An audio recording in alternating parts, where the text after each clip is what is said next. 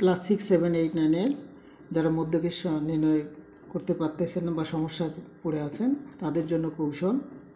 মধ্যক নির্ণয় করতে গিয়ে দুইভাবে মধ্যক নির্ণয় করা যায়। একটা হলো জোড় হলে আর একটা হলো বেজোড় হলে। তাহলে এখানে এই অঙ্কটা দেখা যাচ্ছে যে 1, 2, 3, 4, 5, 6, 7টা 7টা আছে সংখ্যা আছে, এর মধ্যক নির্ণয় করতে বলছে। তাহলে 7টা মানে বেজোড়। তাহলে বেজোড়ের মধ্যক নির্ণয়ের সূত্রটা আমার অবশ্যই জানা থাকা দরকার, কিন্তু তার আগে অঙ্কটা শুরু করি আমি। তাহলে প্রথমেই লিখতে হবে, যখন বেজোড় থাকবে প্রথমেই লিখতে হবে উপাত্তগুলোকে ঊর্ধ্বক্রম অনুসারে সাজিয়ে পাই।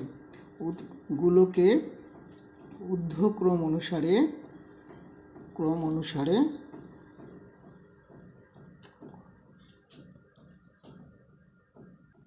তাহলে আমরা লিখবো উপাত্তগুলোকে ঊর্ধ্বক্রম অনুসারে সাজিয়ে পাই, অর্থাৎ ছোট থেকে বড়। সব ছোট আছে 3, তারপরে 3, তারপরে 4, তারপরে 5, 5, 6, 7। অবশ্যই আমাকে প্রথমে সংখ্যাগুলোকে ঊর্ধ্বক্রম অনুসারে সাজাতে হবে। তারপরে আমি যেহেতু বেজোড়ের সূত্রটা লিখব। বেজোড়ের সূত্রটা হলো, মধ্যক নির্ণয়ের সূত্র হলো n+1/2তম পদ।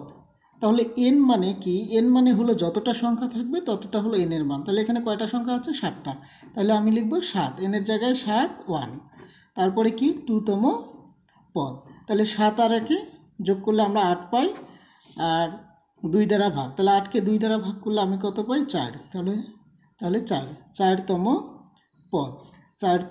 পদ। তাহলে অবশ্যই 4তম পদ মানে 4তম পদ কোনটা এখানে? 1, 2, 3, 4। তাহলে 4তম পদ হলো 5। তাহলে আমার মধ্যক হলো 5। এটা হলো যদি বেজোড় হয় তখন এটা ঠিক আছে, বেজোড়ের সূত্র এটা।